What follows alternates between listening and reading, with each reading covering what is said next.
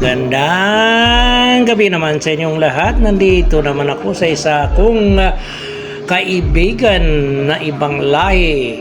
Ito po siya ay si Abu Muhammad, ay isang Egyptian po, ay super bait. Pero ay naman, panoorin naman nyo. Ano pa yan? Abu Muhammad, hindi mo na yata linilinis yung mga kalat mo dyan. Pagpunas ka naman, Abu Muhammad. Ayala, kung hindi na nakaya sa iyo diba? Ayan, sarap pa naman ang siyahe mo. Dapat linisin mo naman yung kusina mo. Kasi ang kusina mo, yan din yung tulugan mo. Yung kama mo, nasa malapit lang. Kaya dapat medyo mo linisin. Ayan, ang kaibigan ko. Yan, napakabait yan. Kahit ganyan lang yan, napakabait talaga. Napakabait talaga. Wala akong masabi sa tao na yan. Supported talaga. Ayan, kung may problema ka, pwede mo siyang lapitan. Ayan. Ayan po yung sasakyan ko. Nakaparking. Gabing-gabi na. Alam nyo kung anong oras na ba? 11 ng gabi yan. 11 ng gabi. Nasa Haifa kami. Yung Haifa ay kumbaga ay out of Riyadh na yan, pero malapit lang sa Riyadh. Ayan. Ang nakatira dyan ay medyo makukulit. Yan. Ito naman, pasilip ko naman sa inyo. Yung nagbisita talaga kami dito. Yan, pasilip ko naman sa inyo. Si Abu Muhammad. Yan, tinatanong si Naib, si Nop, na mag-shy daw sila. Gusto nila ng shy, ganun. Ayan. So yun, sabi pa ni Nop, sige, gusto ko siya 3 asukal lang na maliit na yung asukal yung maliliit na kutsara daw, pati si Naip. At ako tinanong din na yun, sabi ko, sige, pare-parehas na lang. O yun, alam nyo, kahit ganyan yung kusina niya, napakasarap ng kanyang timplado na siya okay lang. Kasi nag-request naman kami na sakwan lang yung sa yung cup ng siya kami gawaan. Yun, ito yan ginagawa ni Abu Muhammad. Ayan, ang baybait niya Muhammad talaga So ayan, ito kasi pag minsan kasi pag pumunta kami dyan sa Haifa ay dadaan kami sa kanya. Kasi dati ito kasi kapitbahay ko sa istiraha ko before. Kaya ang ginagawa namin, pag kami po pumupunta dyan sa Haifa, dadaan kami sa kanya. Nahalo kami na siya, hindi naman kami makapag-refuse kasi mamaya sasamang loob niya. Kaya nakikinom lang kami. Kumbaga, pakisama at masarap naman ang siya ni Abu Muhammad. Bilib na bilib ako doon sa siya Talagang pag nasubukan mo yung siya niya, mahana-hanap mo talaga ang sarap. Yun. Busy ngayon si Abu Muhammad, Ayan, si Naip naman busy na rin sa kasi cellphone. Sino busy na rin. Ayan, nakikita nyo si Abu Muhammad, Naku, Abu Muhammad, medyo may ligpit naman yung mga gamit mo. Linisin mo naman para medyo maayos ba. Ayan.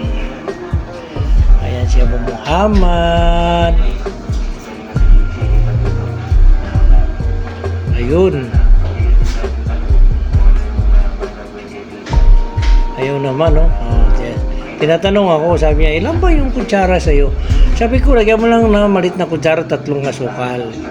Paminsan-minsan naman mag-chai, kaso ako, hindi naman ako nag-chai. Paminsan-minsan lang ako mag-chai. Hindi ako gano'ng mahilig sa chai.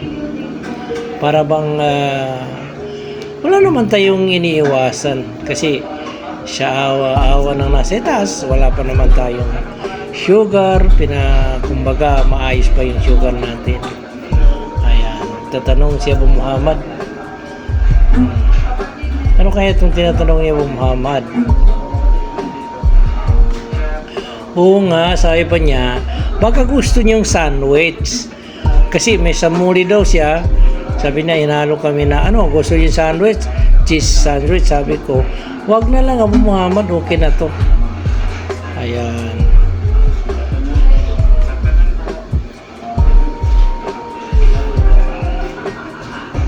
Okay na yan.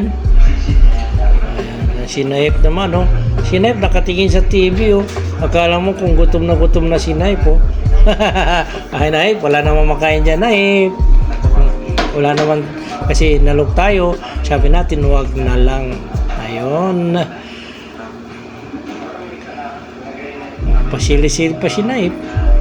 Yan! Sa wakas, tapos na rin yung shy namin. Ayan. Ayun, yung kay Nop. Ayan. Isupos kay Naip naman. Ganyan kami magkakaibigan. Ayan, sa amin kasi, walang ibang lahi, walang Pilipino, pare-parehas lang yan. Kaibigan eh. Ayan, at saka, itong taon na to, talaga napakabait. Alam mo nyo, nung panahon ng pandemic, itong taon na to, nakakatulong din sa amin minsan eh. Kasi, kumbaga, nung walang-wala talaga, naghalok din sa amin na kung sakali nyo kailangan ng tulong ko, ganito, ganun, walang problema. Ganun yan, kabait. Yan po siya isang Egyptian. Kumbaga, Haris yan, Haris din ng isang istiraha dito. Ayan, sabi ni Naip, dagdagan mo pa. Ayan, sabi ko kay Naip, Naip, dahan-dahan, baka mabuhusan yung legs mo. Mamaya, matapon mo yan sa mukha namin. Ayan. Ano, sabi ko nga, take care. Ayun, Sinop naman, tinanong Sinop. Sabi ni Sinop, sige, dagdagan pa. Ayan. Ingat na din. Napakainit ng siya eh. Ayun, ako pa rin. Nagdagdag pa rin ng sugar. Ayan. Nakita niyo, pero napakasarap ng siyain na yan. Sa totoo lang, masarap yung siyain ni Muhammad. Ayan. Alam niyo, bago mo si Mrs. Pidim, ay pumunta rin kami dyan kasi talagang kaibigan yan eh. Ayan, kumbaga, bilang kaibigan, ay siyempre nagpapalam din tayo ng ganito. Pauwi na si Mrs. Pidim, ganun-ganun. Napakabait kasi ng tao na yan eh. Supported talaga. Kaya ang tao na yan, utang na loob kasi nung nandiyan pa kami sa istiraha, ang ginagawa niya, pag wala kami, siya po yung silip ng silip doon sa gate namin. Kung wala pang pumapasok na tao, ganyan. Siya yung, kumbaga, pag nasa Riyadh kami, tinitignan niya kung meron bang nanggugulo doon sa istiraha, meron bang gustong magnanakaw, ganun, o either kung anong gagawin doon sa istiraha, ay binabantayan niya. Lagi-lagi nang binabantayan. Kaya, yun ang sabi ko eh. Kumbaga siya ay malaking utang na loob din sa kanya. Ngayon, minsan naman, pupunta siya sa amin, tapos sabi ko kay Mrs. Pidim, ay magluto ka ng kapsa. Kasi yun ang paborito ni Abu Muhammad, ay yung kapsa ni Mrs. Pidim. Ayan. So, ayan po. Ayan po. Ayan, nag-uusap kami.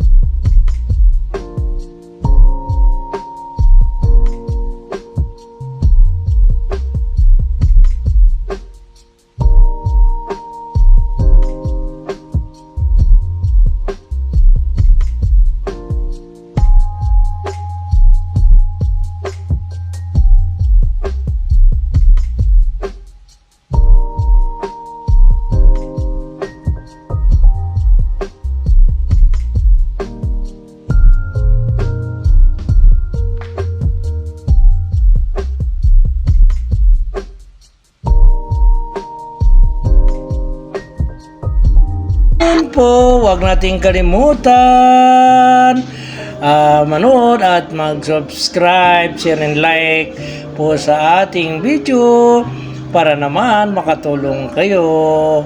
Ayan po.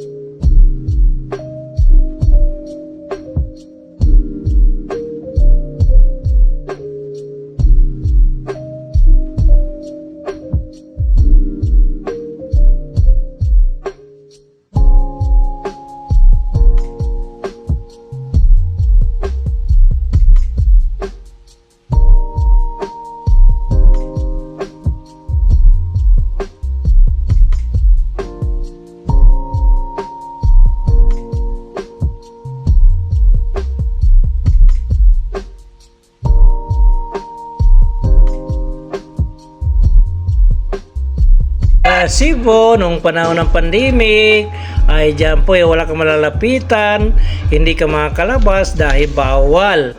Kaya nung na-sure na kami, wala na talaga, ay tinaloka ko na kung sakaling kailangan kong tulong niya, sabi na nandyan lang daw siya. Ay sabi ko, okay lang.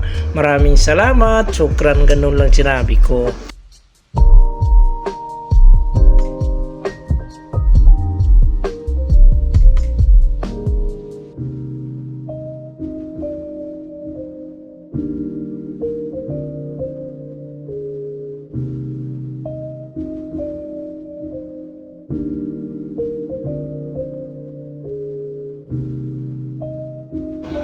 Ano kaya yung binubulong ni Abu Muhammad? Alam ko na yung sinasabi niya regarding sa sasakyan ko. Sabi niya, kumusta na? Ayun, kasi ito po ay nabili ko sa kaibigan niya. Ay, okay naman. Okay lang Abu Muhammad. Don't worry.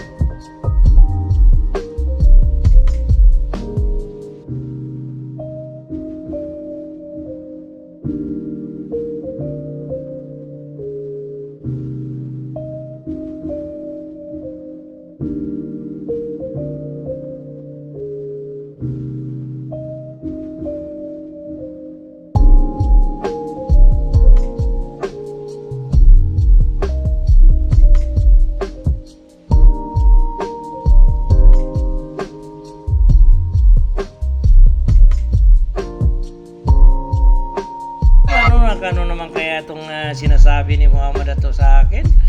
Parang mayroon yatang nire-request sa akin. Aba, Abu Muhammad, ayaw ko ba yan? Ano yun? Oo, sabi na, taga ko na sinasabi siya, pero hindi mo ako pinapakinggan. Ganun ba yun? Ayan, sabi ko sa kanya, ito, nakikinig sa kabila, palabas sa kabila, ganun lang yun. Ayun. Kumbaga, ganyan talaga sa Arabi. Pag iinom kayo ng siyay, dapat nagkukwentuhan. Kaya yung mga kwentuhan namin, minsan di ba na yung napupuntahan eh. Kaya tinatawanan ko na lang, ano ba yan tawag? Tinadala ko lang sa tawanan. Ayun. Kasi, siyempre, dapat makibagay ka rin sa kanila. Kasi sila kasi, ang ugali nila, pag binisita mo, kwentuhan yan kung saan ang pinagkukwentuhan, ganun. Ganyan lang yun. So, ayun po. Siguro naman okay na yun. Abu Muhammad, siguro magpapaalam na kami umuwi. Kasi parang malalim na yung araw eh. So, ganun na lang yon Abu Muhammad, para Ayan, sino hindi pa naubos yung kanyang shahe? No, pupusin mo na para makauwi na tayo. Ayan. So, ayan, siguro paubos natin sino? Ano no, mayroon pa ba?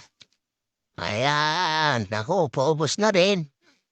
Ayun, parang wala na yata. Ayan, pauwi na naman kami niyan. So, ayun. Ayun, anong oras na tayo? O yun, sabi ko, Venom, tingnan mo. Ayan, tulad ng paalala ni Pidem, huwag natin kalimutan, subscribe, and 7 like. Ayun, ayan, talagang si Pidem mo. Ayun, nagpapasalamat na si Pidem, nagpapaalam na, at kami po ay uwi na.